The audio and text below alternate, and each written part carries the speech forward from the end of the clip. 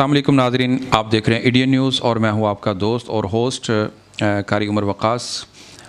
नाज़रीन, जैसा कि आप जानते हैं कि इंडियन न्यूज़ आपके सामने बहुत सारे ऐसे इश्यूज़ और बहुत सारे ऐसे मसाइल कि जो आवाम के बुनियादी ज़रूरी एक मसाइल हैं उनको हमेशा आवाम की नज़र करता है और मुतलका इदारों तक आपकी आवाज़ को पहुँचाता है। जैसा कि आप जानते हैं कि आज महंगाई ने आवाम को जीने से महरूम कर दिया है और बहुत सारी सहूलियात से उसको दूर कर दिया है।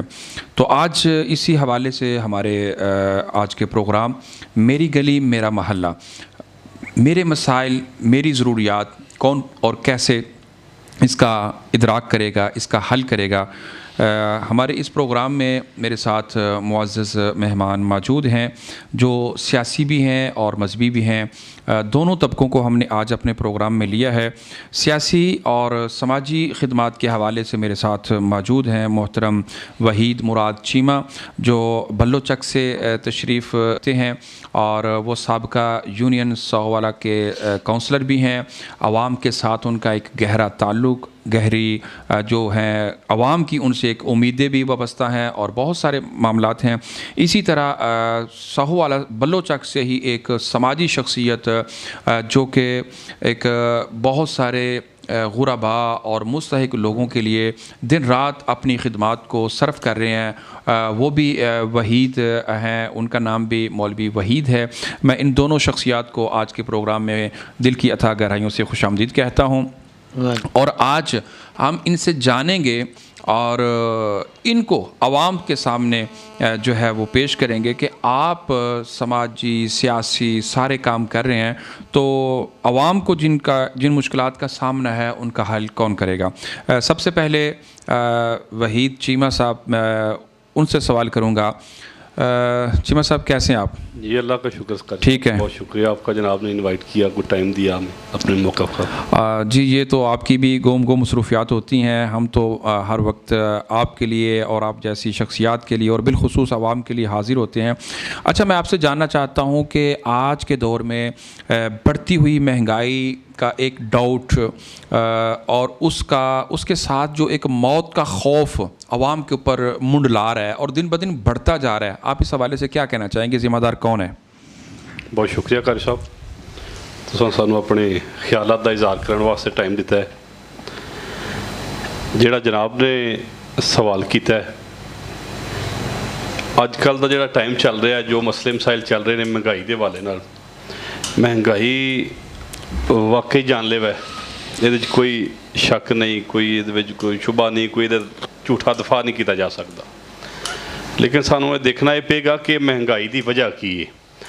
जेड़े आम सादा लोग या गरीब गुरबा जेड़े लोग ने अपनी जान गवाण के मगर पे ने या इस महंगाई तो तंग पै गए ने।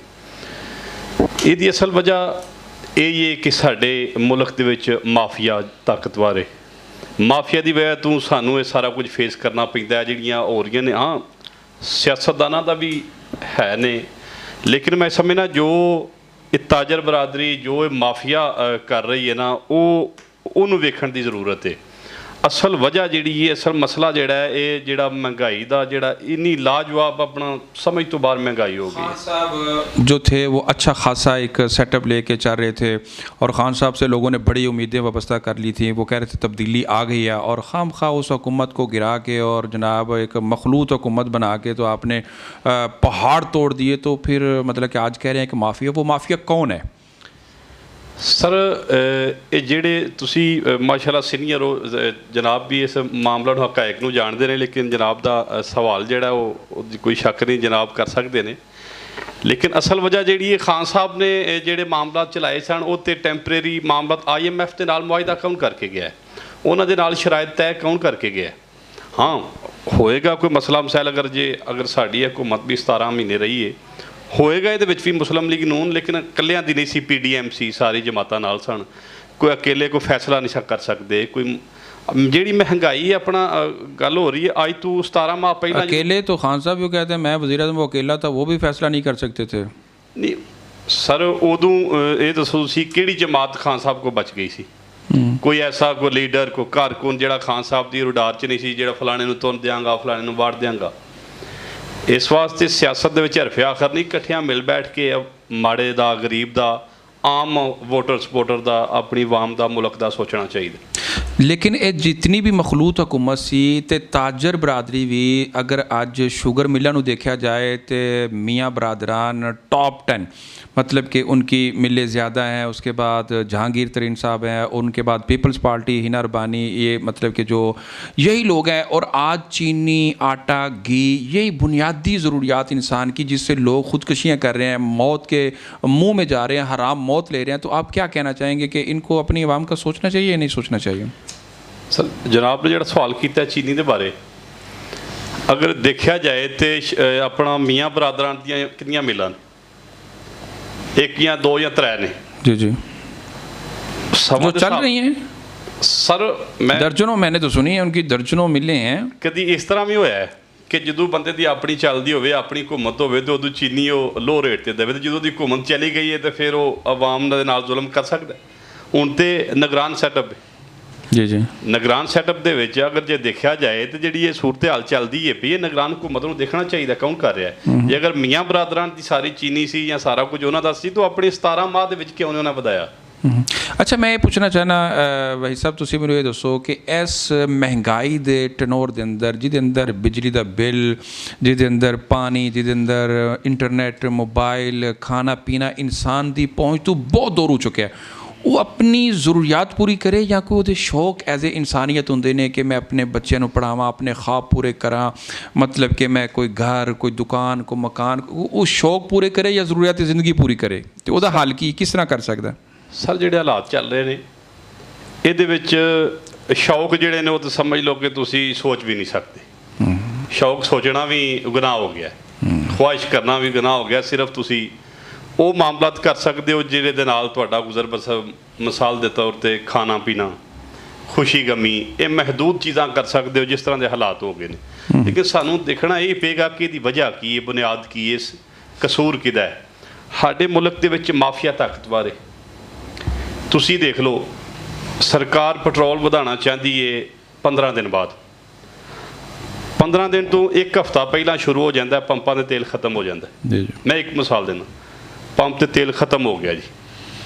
हर बंदे ने कोई ज़बरदस्ती नहीं कर सकता, कोई ये नहीं देखता, हर बंदे को पता है कि तेल वाफर मकदार च रात 12 बजे 2 रुपये रेट वधदा है, 12:03 ते तेल खुल जाता है। वो तेल कित्थों आ जाता है? इस वास्ते ਜਿਹੜੇ माफिया है ना साडे मुल्क दे विच, ਇਹਦਾ भी सद्देबाब करना बड़ा जरूरी है। आर्मी चीफ साहब ने कराची दे विच ताजरां दे नाल मीटिंग की है तो 2 टोक बयान दिता है, तो उन्हां दे इस पैगाम ਨੂੰ ਬਾਅਦ ਨਸ਼ਰ ਹੋਇਆ ਕੁਝ ਘੰਟੇ ਹੋਏ ਨੇ ਤੇ ਡਾਲਰ ਦੀ ਉਡਾਨ ਥੋੜੀ ਜੀ ਨੀਚੇ ਆ ਗਈ। ਇਸ ਵਾਸਤੇ ਸਾਨੂੰ ਇਹ ਉਹਨਾਂ ਨੂੰ ਚਾਹੀਦਾ ਜਿਹਦੇ ਕੋਲ ਵੀ ਇਖਤਿਆਰ ਹੈ, ਮਾਫੀਆ ਨੂੰ ਨਾ ਛੱਡਣ। ਜੀ ਜੀ ਜੇ ਅਗਰ ਆਵਾਮ ਦਾ, ਇਸ ਮੁਲਕ ਦਾ ਕੁਝ ਸੋਚਣਾ ਚਾਹੁੰਦੇ ਨੇ, ਮਾੜੇ ਨੂੰ ਬਚਾਉਣਾ ਚਾਹੁੰਦੇ ਨੇ, तो फिर माफिया तो मगर होना। भाई साहब, तुसी बहुत सारी समाजी खिदमात, लोगों की खिदमत और एक रिलीफ लोगों को देने वास्ते उस्मान गनी रदी अल्लाह तआला दे नाम तो डिस्पेंसरी इलाके के अंदर अपनी मज़ाब के तहत चला रहे हो, तो क्या महंगाई की जद अंदर तुसी भी आए हो या मतलब कि बिल्कुल ठीक चल रहा निज़ाम?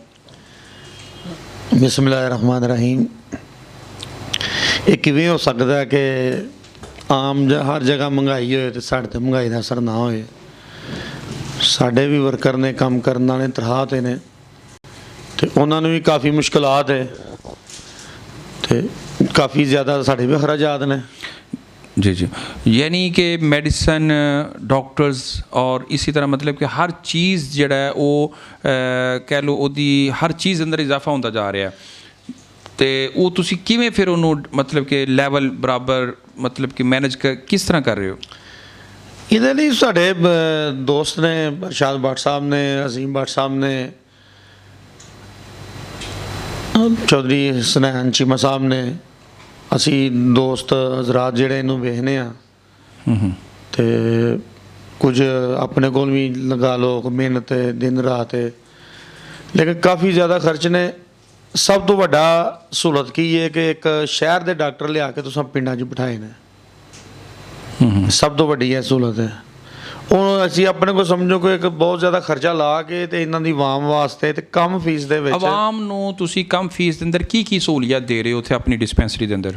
ਸਹੂਲੀਅਤ ਇਹ ਹੀ ਹੈ ਕਿ ਜਿਹੜਾ ਬੰਦਾ ਨਹੀਂ ਪਰਚੀ ਅਫੋਰਡ ਕਰ ਸਕਦਾ ਉਹਦੇ ਲਈ ਫ੍ਰੀ ਹੈ ਜੀ ਜੀ। ਤੇ ਕਾਫੀ ਮਰੀਜ਼ ਐਸੇ ਨੇ ਜਿਹੜੇ ਫ੍ਰੀ ਚੈੱਕਅਪ ਹੈ ਜਾਂ ਫ੍ਰੀ ਮੈਡੀਸਨ ਹੈ? ਨਹੀਂ, ਫ੍ਰੀ ਚੈੱਕਅਪ ਹੈ। ਜੀ ਜੀ। ਜਿਹੜੇ ਮਾਮਲਾ ਦੇ ਅੰਦਰ ਅਸੀਂ ਵੇਖਦੇ ਹਾਂ ਕਿ ਬੰਦਾ ਨਹੀਂ ਮੈਡੀਸਨ ਲੈ ਸਕਦਾ, ਸਾਡੇ ਨਾਲ ਰਾਬਤਾ ਕਰੇ, ਅਸੀਂ ਜੋ ਤੱਕ ਮੁਮਕਨ ਕੋਸ਼ਿਸ਼ ਹੋਏ ਉਹਦੇ ਨਾਲ ਤਾਮਨ ਕਰੀਦਾ। ਜੀ ਜੀ ਜੀ, ਸਹੀ। ਤੇ ਫਿਰ ਜਿਹੜੇ ਡਾਕਟਰਸ ਨੇ, ਜਿਹੜੇ ਵਰਕਰਸ ਨੇ, ਉਹ ਵੀ ਫਿਰ ਤਾਮਨ ਕਰਦੇ ਨੇ ਕਿ ਚਲੋ ਜੀ ਅਸੀਂ ਵੀ ਲੋਕਾਂ ਦੀ ਕੋਈ ਫ੍ਰੀ ਹੈਲਪ ਕਰ ਦਈਏ, ਜਾਂ ਕਿ ਉਹ ਆਪਣਾ ਬੈਲੈਂਸ ਲੈਵਲ ਮੁਕੰਮਲ ਰੱਖਦੇ ਨੇ? ਮਹਿੰਗਾਈ ਦਾ ਦੌਰ ਹੈ, ਉਹ ਜਿਹੜੇ ਵਰਕਰ ਨੇ ਸਾਡੇ ਕੋਲ ਉਹ ਤੇ ਰੁਪਈਆ ਵੀ ਛੱਡਣ ਲਈ ਤਿਆਰ ਨਹੀਂ ਹੈ। ਲੇਕਿਨ ਸਾਡੇ ਡਾਕਟਰ ਸਾਹਿਬ ਦਾ ਨਰਮਗੋਸ਼ਾ ਹੈ ਕਿ ਉਹ ਕੋਈ ਨਾ ਕੋਈ ਆਪਣਾ ਰਿਲੀਫ ਜ਼ਰੂਰ ਦਿੰਦੇ ਨੇ ਕਸਟਮਰ ਨੂੰ। ਵਹੀ ਸਾਹਿਬ, ਮੈਂ ਦੁਬਾਰਾ ਤੁਹਾਡੇ ਕੋਲ ਸਵਾਲ ਕਰਨਾ ਚਾਹਾਂਗਾ।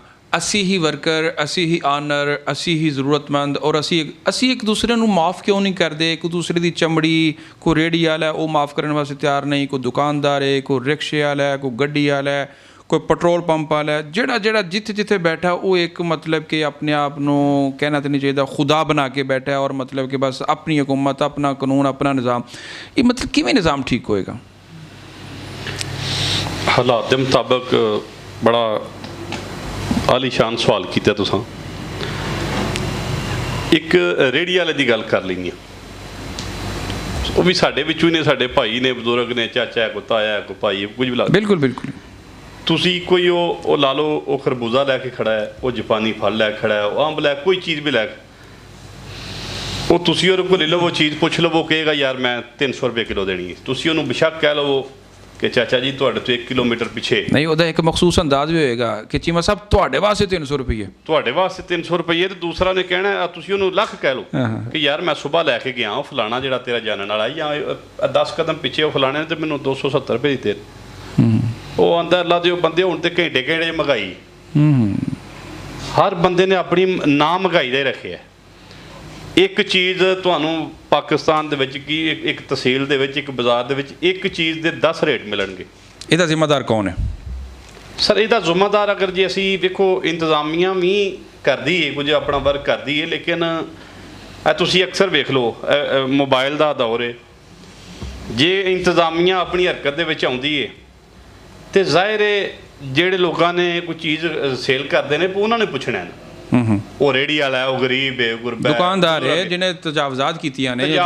ਅਗਰ ਜੇ ਇੰਤਜ਼ਾਮੀਆਂ ਹਰਕਤ 'ਚ ਆਉਂਦੀ ਹੈ ਤਾਂ ਹਰ ਬੰਦਾ ਸਕੈਂਡਲ ਵੇਖੋ ਜੀ, ਜ਼ੁਲਮ ਹੋ ਰਿਹਾ। ਏਸੀ ਸਾਹਿਬ ਕੀ ਕਰ ਰਹੇ ਨੇ? ਏਸੀ ਸਾਹਿਬ ਫਰੌਨੀਅਤ ਕਰ ਰਹੇ ਨੇ। ਇੰਤਜ਼ਾਮੀਆਂ ਵੇਖੋ ਕੀ ਕਰ ਰਹੀ, ਮਾੜੇ ਰੇਹੜੀਆਂ ਦਾ ਇੰਤਹਾਈ ਤਬਾਹੀ ਕਰ ਦਿੱਤੀ। ਇਹਨਾਂ ਰੁਪਈਆ ਲਾ ਕੇ ਇਸ ਲਈ ਪੜੇ ਨੇ, ਵੇਖੋ ਜੇ ਗਰੀਬ ਦਾ ਆਪਣਾ ਇਲਾਜ ਕਰਨ ਕੀ ਕਰ ਸਕਦੇ ਨੇ? ਉਹਨਾਂ ਦੇ ਟਰਾਇਲ ਸ਼ੁਰੂ ਹੋ ਜਾਂਦੇ ਨੇ।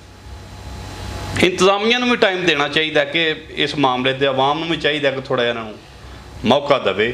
ਜੇ ਤੁਸੀਂ ਚਾਹੁੰਦੇ ਹੋ ਕਿ ਤੁਸੀਂ ਸਾਰੇ ਸਾਡੇ ਭਾਈ ਇਸ ਮੁਲਕ ਦੇ ਵਿੱਚ ਜੇ ਸਕੂਨ ਆ ਜਾਏ, ਅਮਨ ਆ ਜਾਏ, ਮਹਿੰਗਾਈ ਰੁਕ ਜੇ, ਮਹਿੰਗਾਈ ਦੇ ਜ਼ਿੰਮੇਦਾਰ ਅਸੀਂ ਤੁਸੀਂ ਨਹੀਂ ਹਾਂ। ਅਸੀਂ ਬਿਲਕੁਲ ਯਕੀਨ। ਤੁਹਾਡੇ ਕੋਲ ਜਿਹੜੀ ਮੇਰੇ ਕੋਲ ਚੀਜ਼ ਜਾਂ ਤੁਹਾਡੇ ਕੋਲ ਆ ਜਾਣੀ, ਅਸਾਂ ਕੋਸ਼ਿਸ਼ ਕਰਨੀ ਹੈ ਜਗ੍ਹਾ 500 ਦੇ ਲਈ ਤੇ 530 ਦੀ ਦੇਈਏ।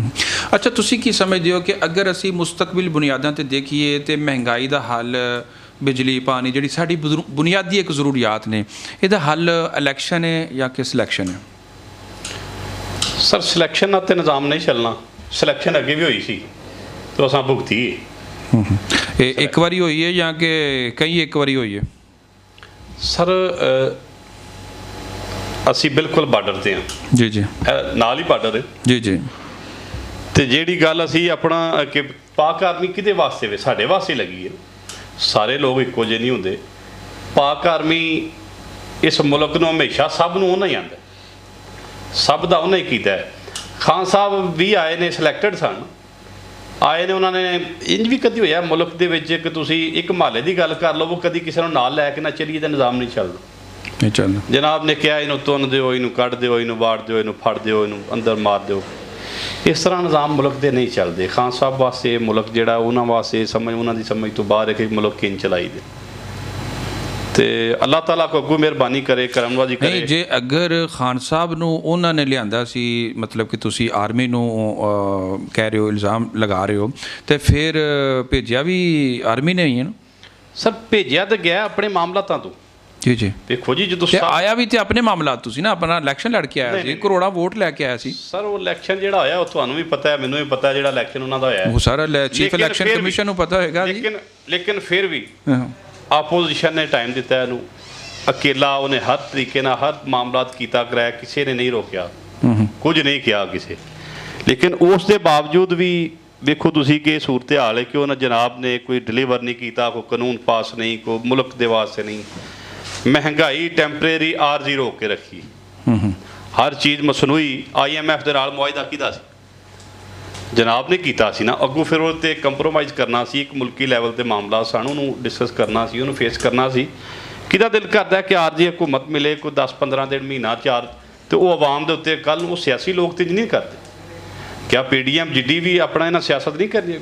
ਜੀ ਜੀ ਬਿਲਕੁਲ ਇਸ ਦਿਲ ਕਰਦਾ ਸੀ ਮਹਿੰਗਾਈ ਜਾਣਬੁੱਝ ਕੇ ਕਰੀ। ਅੱਛਾ ਇਹ ਦੱਸੋ ਕਿ इलेक्शन ਜਦੋਂ ਵੀ ਹੁੰਦਾ ਹੈ, इलेक्शन ਦੀ ਇੱਕ ਮੁਹਿੰਮ ਹੁੰਦੀ है, हम गलियां बना देंगे, सड़कें बना देंगे, हम आपको बिजली, ये तो एक कोई भी एक हुकूमत हो उसका एक बुनियादी वो कह ले हक है कि अपनी आवाम को सहूलियत देना। जो करने वाले काम हैं, तालीम है, सेहत है, पानी है या दीगर मामलात हैं, उसकी तरफ जो है ना वो तवज्जो आज तक नहीं दी गई। इसका क्या रीज़न हो सकता है? सर ਜਦੋਂ ਮੀਆਂ ਸ਼ਬਾਜ਼ ਸ਼ਰੀਫ ਸਾਹਿਬ CM ਪੰਜਾਬ ਸਨ ਜੀ ਜੀ, ਉਹਨਾਂ ਦੇ 2-3 ਟਨਿਓਰ ਦੇਖ ਲਓ, ਹੈਲਥ ਨੂੰ ਤੇ ਐਜੂਕੇਸ਼ਨ ਨੂੰ ਬੜਾ ਬਿਹਤਰ ਕਰ ਗਏ ਨੇ। ਕਦੀ 2-2 ਸਾਲ ਤੇ ਵੀ ਛੁੱਟੀਆਂ ਡਾਕਟਰ ਸਾਹਿਬ ਜਾਂਦੇ ਹਨ, 2-2 ਸਾਲ ਦੀ ਤੇ ਆ ਕੇ ਪੇ ਵੀ ਰਿਸੀਵ ਕਰਦੇ ਹਨ ਬਾਅਦ ਦੇ ਕੰਟਰੀਆਂ 'ਚ ਪੇਟ ਉਨ ਕੇ ਆ ਕੇ। 2-2 ਸਾਲ ਹਾਜ਼ਰੀ ਨਹੀਂ ਸੀ ਤੇ ਜਨਾਬ ਸਕੂਲਾਂ ਦੇ ਵਿੱਚ ਕੋਈ ਹਾਲ ਨਹੀਂ ਸੀ, ਤਲੀਮ ਦਾ ਨਿਜ਼ਾਮ ਕੋਈ ਨਹੀਂ ਸੀ। ਜਿਹੜੀ ਗੱਲ ਗਲੀ ਨਾਲੀ ਦੀ ਹੈ ਕਿ ਤੇ ਬੁਨਿਆਦੀ ਹੱਕ ਕੇ ਸਿਆਸਤਦਾਨ ਕਰਦੇ ਨੇ, ਇਹ ਪਿੰਡਾਂ ਲੈਵਲਾਂ 'ਤੇ ਕਦੀ ਤੁਸੀਂ ਕਿਤੇ ਥੱਲੇ ਤਬਕੇ ਨੂੰ ਪੁੱਛੋ ਕਿਛੋ ਵੇਖੋ ਤੇ ਐਸੇ ਵੀ ਸਿਆਸਤਦਾਨ ਹੈ ਨੇ ਕੰਮ ਹੁੰਦਾ ਡੱਕ ਛੱਡਦੇ ਨੇ। ਗਲੀ ਨਾਲੀ ਵੀ ਜ਼ਰੂਰੀਆਤ ਹੈ ਸਾਡੀ, ਐਡੀ ਆਮ ਚੀਜ਼ ਇਹ ਵੀ ਨਹੀਂ। ਤਲੀਮ ਸਿਹਤ ਵਾਸਤੇ ਬਹੁਤ ਜ਼ਰੂਰੀ, ਉਹ ਦੋ ਚੀਜ਼ਾਂ ਅਹਿਮ ਨੇ। ਲੇਕਿਨ ਜੇ ਅਗਰ ਰਸਤਾ ਨਾ ਠੀਕ ਹੋਵੇ, ਜਿੱਥੇ ਤੁਹਾਂ ਟਰੈਵਲ ਕਰਨਾ ਹੋਵੇ, ਜਿੱਥੇ ਤੁਹਾਂ ਆਪਣੀ ਖੁਸ਼ੀ ਗਮੀ ਵਾਸਤੇ ਜਾਣਾ ਹੋਵੇ, ਸਾਰੇ ਮਾਮਲਾਤ ਕਰਨੇ ਹੋ, ਤੇ ਇਸ ਵਾਸਤੇ ਇਹ ਪਿਛਲਾ ਟਨਿਓਰ ਖਾਨ ਸਾਹਿਬ ਦਾ ਗੁਜ਼ਰਿਆ, ਉਹਦੇ ਨੁਮਾਇੰਦੇ ਐਸਾ ਵੀ ਮਾਮਲਾ ਹੋਇਆ ਕਿ ਫੰਡ ਜਾਰੀ ਹੋਏ, ਅਰਸ਼ਦ ਜਵੇਦ ਵੜਾਈ ਸਾਹਿਬ ਨੇ ਜ਼ਿਲ੍ਹਾ ਕੌਂਸਲ ਦੇ ਵਿੱਚੋਂ ਫੰਡ ਜਾਰੀ ਕੀਤੇ, ਹਕੂਮਤ ਚਲੀ ਗਈ, ਉਹਨਾਂ ਕੰਮ ਹੁੰਦੇ ਹੀ ਡੱਕ ਛੜੇ, ਆਵਾਮ ਦੇ ਕੰਮ ਹੋ ਰਹੇ। ਅੱਛਾ ਹੁਣ ਤੁਸੀਂ ਵਕਤ ਦੀ ਮੁਨਾਸਬਤ ਨਾਲ ਆਪਣੇ ਦੇਖਣ ਵਾਲੇ ਜਿतने भी नाजरीन ने की मैसेज देना चाहोगे आने वाले इलेक्शन ने, या मतलब कि मौजूदा हालात ने अपने आप ਨੂੰ ਕੰਟਰੋਲ ਕਰਨ ਦਾ ਔਰ ਮਤਲਬ ਕਿ ਇੱਕ ਮੁਤਦਿਲ ਤਰੀਕੇ ਦੇ ਨਾਲ ਚੱਲਣ ਦਾ ਕੀ ਉਹਦੇ ਅਸਬਾਬ ਪੈਦਾ ਕੀਤੇ ਜਾ ਸਕਦੇ ਨੇ? ਬਿਲਕੁਲ ਠੀਕ ਹੈ। ਆਵਾਮ ਨੂੰ ਮੈਂ ਤੇ ਆਪਣੇ ਲੋਕਾਂ ਨੂੰ, ਵੱਡਿਆਂ ਛੋਟਿਆਂ ਨੂੰ, ਭੈਣਾਂ ਭਾਈਆਂ ਨੂੰ, ਸਭ ਨੂੰ ਇਹੀ ਕਹਾਂਗਾ, ਸਾਨੂੰ ਜਿਹੜੇ ਹਾਲਾਤ ਚੱਲਦੇ ਨੇ ਦੁਆ ਕਰਨ ਦੀ ਜ਼ਰੂਰਤ ਹੈ। ਦੁਆ ਕਰੋ ਜਿਹੜਾ ਹਕੀਕੀ ਮਾਇਨੇ 'ਚ ਆਵਾਮ ਦਾ ਦਰਦ ਦਿਲ ਰੱਖਣ ਵਾਲਾ ਲੀਡਰ ਹੈ, ਜਮਾਤ ਹੈ, ਕਾਰਕੁਨ ਹੈ, ਕੋਈ ਵੀ ਹੈ, ਦੁਆ ਕਰੋ ਅੱਲਾਹ ਤਾਲਾ ਉਹਨੂੰ मौका दे, टाइम दे, ਤੁਹਾਡੀ खिदमत करे। लेकिन महंगाई हद तो ज़्यादा है, कोई शक नहीं। जी बहुत शुक्रिया आपका कि आप तशरीफ़ लाए और आपने अपनी आवाज़ को जो है वो आवाम तक पहुंचाया और उनकी तर्जमानी की। जी नाज़रीन, हमारे साथ जो मेहमान थे उन्होंने अपनी पार्टियों का दिफा भी किया और जो कमज़ोरियां हैं उसका एतराफ़ भी किया, और कामयाबी का राज यही होता है कि गलती को मान लेना और दूसरा जो है अच्छाई को तस्लीम कर लेना। आज बजाय इसके कि हम लोग मौत के मुंह में जाएं, हालात तो वाक़यात से मजबूर हो जाएं और अल्लाह से नाउम्मीद हो जाएं और अपने आप को मौत के मुंह में धकेलना शुरू कर दें, आज हमें अल्लाह पर तवक्कुल और यकीन करते हुए और हालात का डट कर मुकाबला करते हुए अपने आप को किसी न किसी इम्तिहान में डालकर मेहनत, लगन, ज़ौक़, शौक़ और अल्लाह का खौफ लेकर दिन रात कोशा रहना चाहिए। और वो कहते हैं जिस हाल में जीना मुश्किल हो उस दौर में जीना लाजिम है। आज अगर महंगाई ने इंसान को इस कटहरे में खड़ा कर दिया है कि पानी, बिजली, गैस और दिगर आटा, घी, चीनी, इन चीज़ों से आज अगर दूर हो रहा है तो ये इंसान तो इंसान के लिए मुश्किलात पैदा कर सकता है। लेकिन हम एहतजाज की बजाय अगर मेहनत करें और हड़तालों की बजाय अगर दिन रात एक करें और फिर अल्लाह की इबादत करें और रब के दरवाज़े को खटखटाएं, उसको अपनी आवाज़, अपने मसाइल सुनाएं, तो यकीनन वो दुआएं भी सुनने वाला है, वो मदद और नुसरत भी करने वाला है, वो हालात को बदलने पर भी कादिर और कदीर है। तो वो यकीनन हमारे लिए कई एक रास्ते खोलता है, खोल सकता है, खोलने पे कादिर है और उसने खोले हैं। आइए आज अपनी और दूसरों की मदद करें, उनका सहारा बनें, उनको ज़िंदगियों की तरफ वापस लुटाने की कोशिश करें, दूसरों के चेहरों पर खुशियां लाने की कोशिश करें। वो किसी भी एक तरीके, किसी भी एक ज़रिए से आप ला सकते हैं, लेकिन कभी भी अपने आप को मायूसी की इस दलदल में लाकर अपनों से दूर होने की कोशिश न कीजिए। अपनों से प्यार करें, अपनों से मोहब्बत करें और अपनी जान से प्यार करें, जिएं और जीने दें। इंशाल्लाह नए प्रोग्राम के साथ, नए अंदाज के साथ जल्द आपसे करेंगे मुलाकात। तब तक के लिए मुझे अपने मुअज़्ज़ज़ मेहमानों के साथ दीजिए इजाज़त। देखते रहिए इंडियन न्यूज़। अल्लाह हाफ़िज़।